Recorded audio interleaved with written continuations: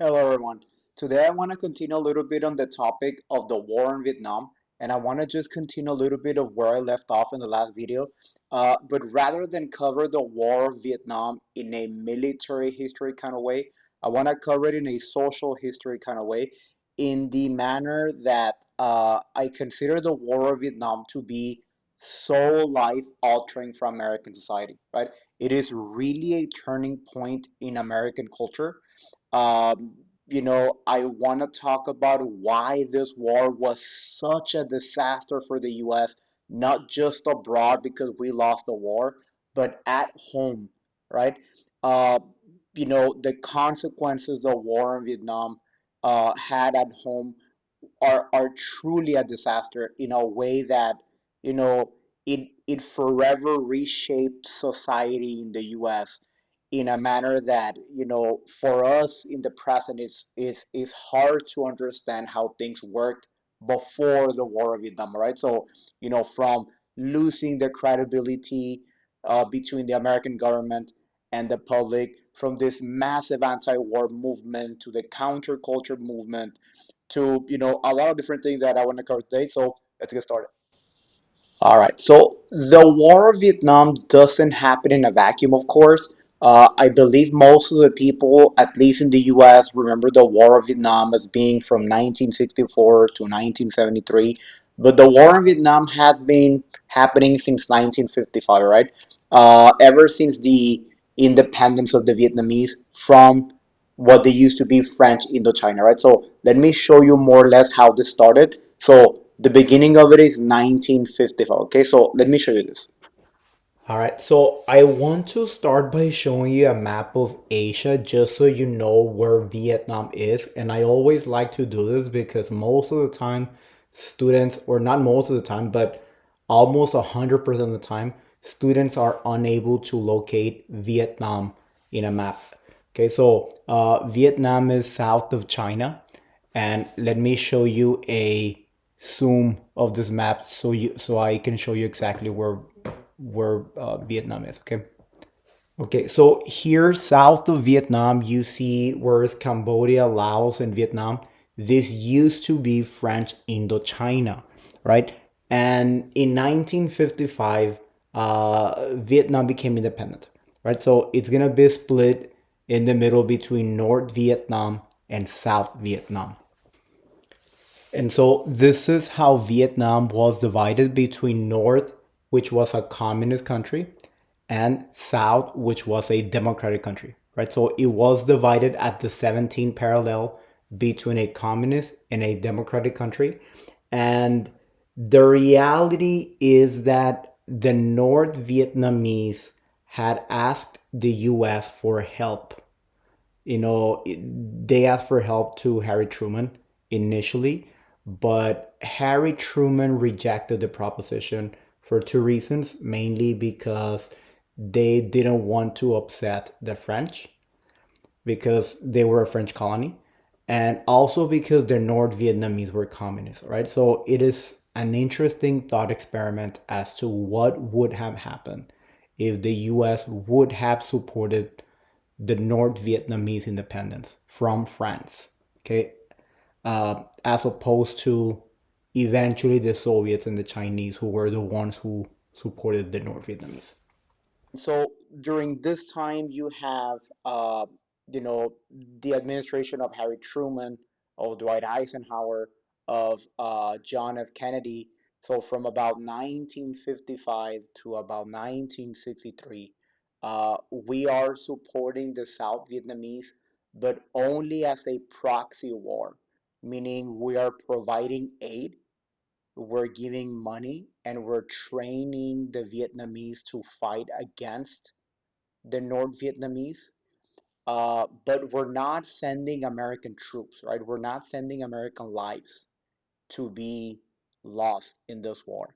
And so in 1964, we're going to have the event that is going to escalate the war in Vietnam, and this is called the Gulf of Tonkin incident, right? So the Gulf of Tonkin incident is an attack of the Vietnamese on an American ship called the USS Maddox, and we're going to use this event to pass what is called the Gulf of Tonkin resolutions. which basically are going to give the president almost a blank check to escalate the war to however much he considers necessary without an actual formal declaration of war on the Vietnamese, right?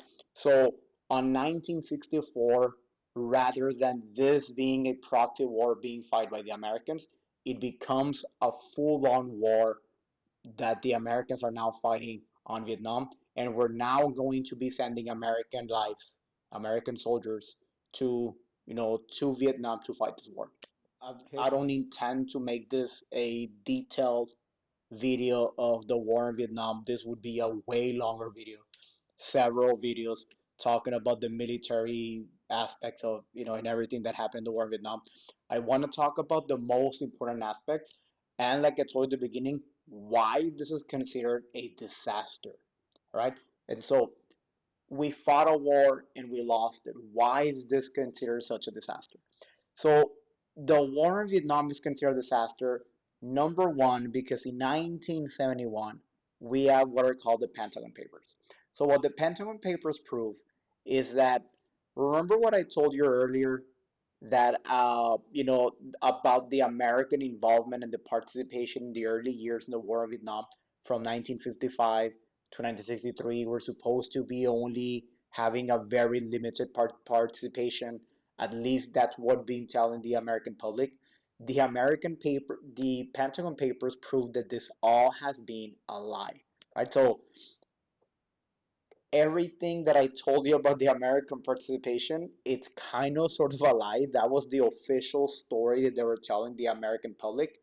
What was really happening is that behind the scenes, the American government, under four different administrations, we had been deeply involved in the war in Vietnam without letting the American public know the extent of this participation, right? So, for example, under Harry Truman, we were supporting the French uh, to help maintain Vietnam as a colony, right? So they wouldn't become communist, right? So under Truman and under Eisenhower, we were providing extensive help to the French. And when that didn't work and the French lost, we then started financing the South Vietnamese. And when this didn't work, we escalated the war in 1964 in this Gulf of Tonkin incident. And if this wasn't enough, this Gulf of Tonkin incident is actually a lie, right? It's largely fabricated and it largely never happened, right? So, this Pentagon Papers are going to prove that the American involvement in the war in Vietnam has been way different than what they have been telling the American public. So, in essence, they've been lying to the American public, right? The American public is very unaware about this involvement, and it's gonna cause one of the main problems coming out of the war in Vietnam, and it's basically the loss of credibility of the government, right? So the Pentagon Papers proved that we've been lied to, but also the media proved that the American politicians were lying to the American people to their faces, right? Because you would see, for example, Lyndon Johnson or the military or the intelligence agencies telling the American public the war is about to be over, you know, it's just a matter of time. And then the media at the same time is covering the war with a magnifying glass and letting the people know that this is not a reality. The war is not even close to be over. When the Tet offensive happens, you know, all this lies blows in their face. It's been proven that we've been lied to, right? So this war of Vietnam makes the American government look like complete liars, and it's gonna make this huge case for why do we trust the government? It's gonna lose all credibility they have with the American public, and it's not gonna help that a few years later we have this Watergate scandal, and it's proven beyond doubt that we are just pawns. We are just a group of people that the government can lie to, and we never do anything about it. All right. So it's a disaster because it's going to lead to this change in the dynamics between the American public and the government in a way that we didn't do before. If you remember from the 1930s when the New Deal happened, we had this new relationship with the government in the way that FDR defined in this New Deal, right? And we had a different relationship in the way that we had, we put a lot of trust in the government, and the government was meant to protect us in this new social contract.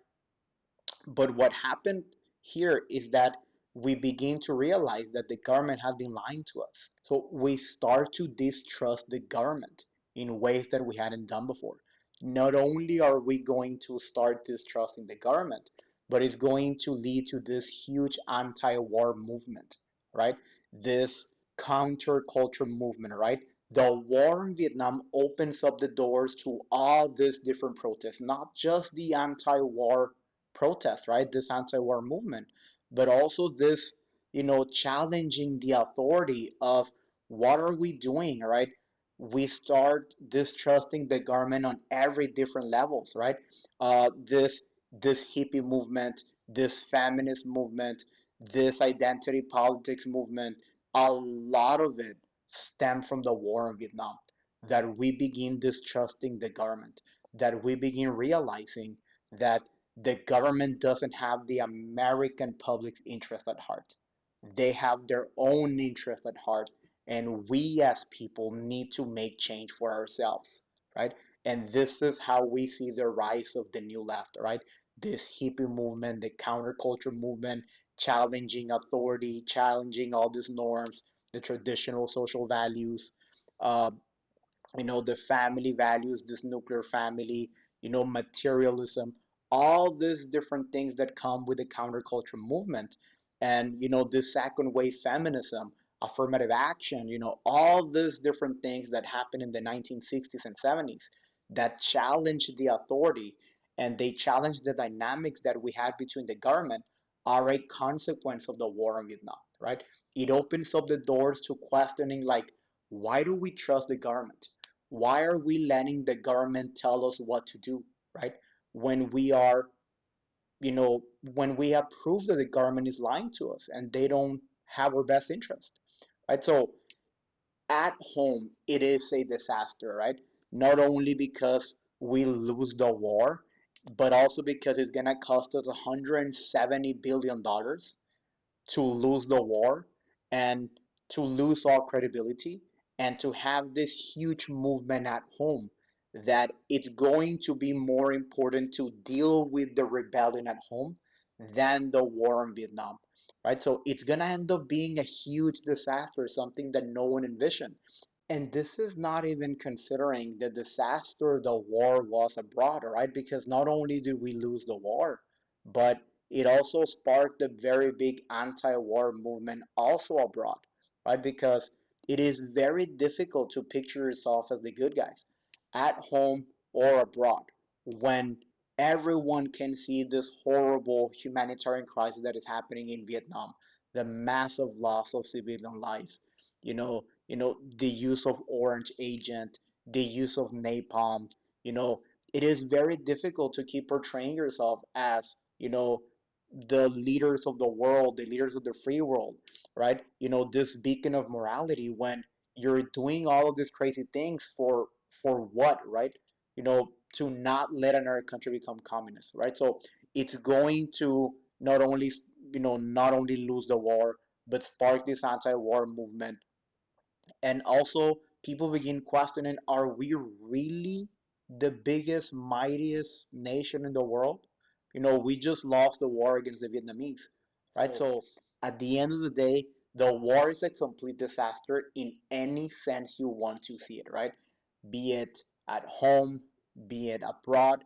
It is difficult to even think about what positive came out of the war in Vietnam, right? We lost what is called the golden generation. you know it led to 58,000 American lives. This huge humanitarian crisis, also with the veterans coming back from home, suffering from PTSD, suffering from rejection from the American society, homelessness. So it is a huge disaster on many, many, many levels. And again, it's going to change the dynamics of the American society and the government forever, right? This idea of distrusting the government, like in a way that I do a lot, in a way that I always think, but the government lies. and I don't trust a lot of big time government. I have more of a Jeffersonian vision of I don't like big time government. A lot of it comes from the war in Vietnam, right? And I wasn't alive when the war in Vietnam happens, but studying history and learning about these things, you kind of wonder like, why do people trust the government so much, right? It's being proven that they lie to you continuously, often, right? And proof of it is, for example, the Pentagon Papers, the war in Vietnam, and all of this is a consequence of losing the war. And so, anyways, this is all I have for you all today. I just wanted to talk about how, this war in Vietnam was, such a turning point in the relationship between the American public and the government, right?